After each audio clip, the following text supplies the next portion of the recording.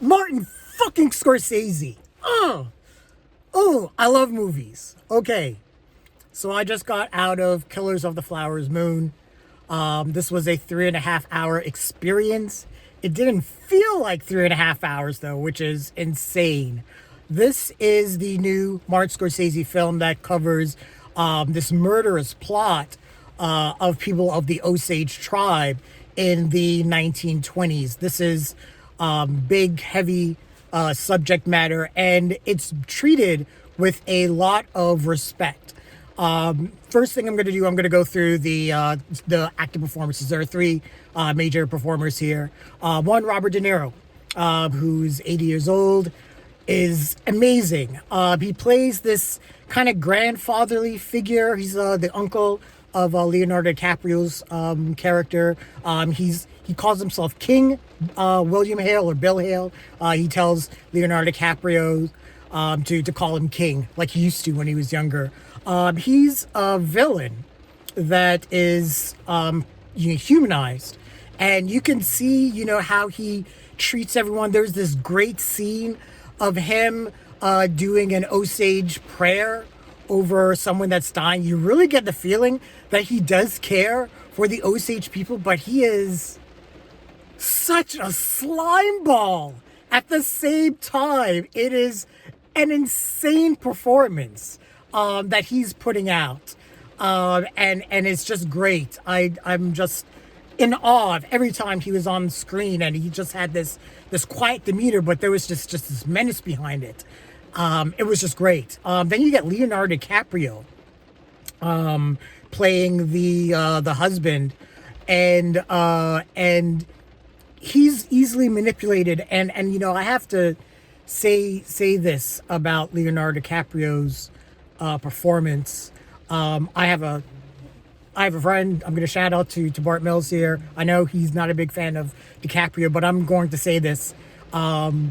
This may be DiCaprio's best performance ever. It just might be. There's just so many little moments and ticks and nuances that he brings to his character, and it's just such an overarching performance because he's also a villain, but at the same time, you sympathize with this part of him that loves his wife. And that brings me to the third performance, and that is Lily Gladstone, who plays Molly Burkhart. So Leonardo DiCaprio plays Eugene Burkhart, and Lily Gladstone is Molly Burkhart. Lily Gladstone is the truth. She's the motherfucking truth. And if she doesn't get an Oscar for this performance, I don't know what I'm going to do. She is the glue that holds this whole movie together. And her performance seems to encompass the pain that the whole Osage tribe is going through with all of these deaths and all of these murders, and no one's like looking into them. And, there are doctors involved and sheriffs involved, and then finally the FBI has to get involved, and we get Jesse Plemmons, who I adore in pretty much anything he does, and so he shows up, as part of the FBI to investigate all these murders, and then we get a few twists and turns. We get it's two great mini cameos where Brendan Fraser and John Lithgow shows up, and I'm like, what? So that happens as well.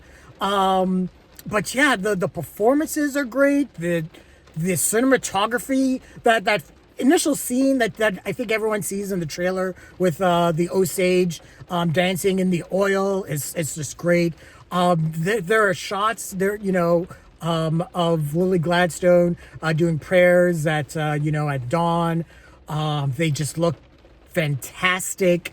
The movie has an insane score. It's not like an orchestral score. It's more of a kind of like a guitar slap. It gives it kind of a really westerny feel, which really helps because where this takes place in Oklahoma, it's kind of a character itself, the town that they're in. It reminds me of McCabe and Mrs. Miller, which is an old Robert Altman movie where they were, the town was just muddy.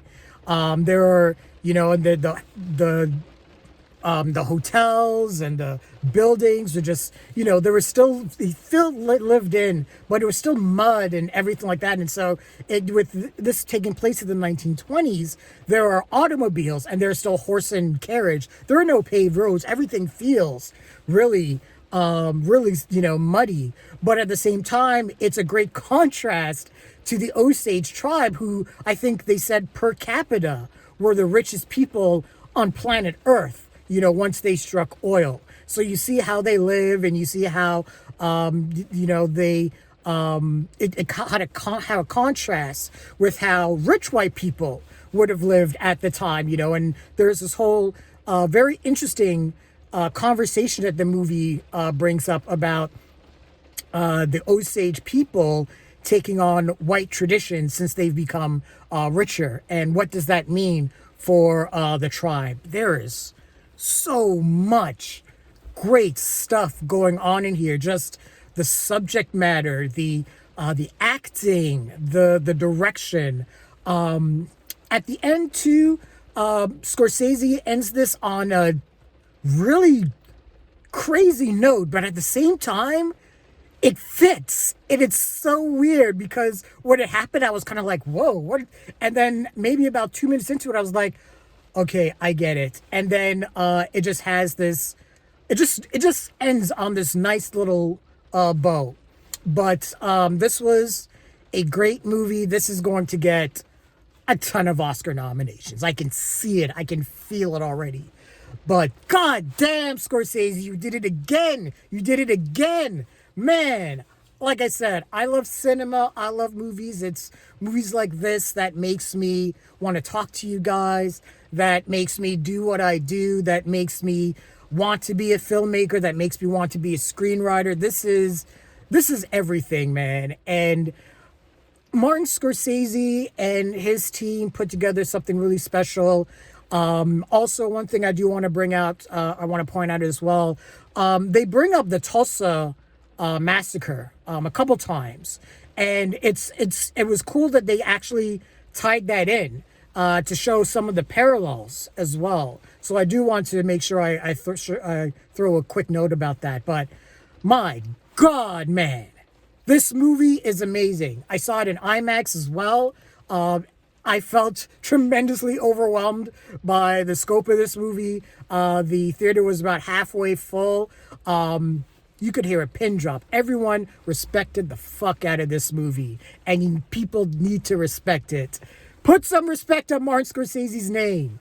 That's it. That's all I'm saying. If you like this movie, leave a comment. If you haven't seen this movie, see it, then come back here and leave a comment. Like the video as well. Hit the bell icon for notifications and subscribe to the channel. Thanks a lot, guys. Take care.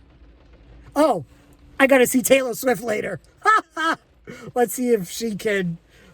We'll see what happens. See you guys.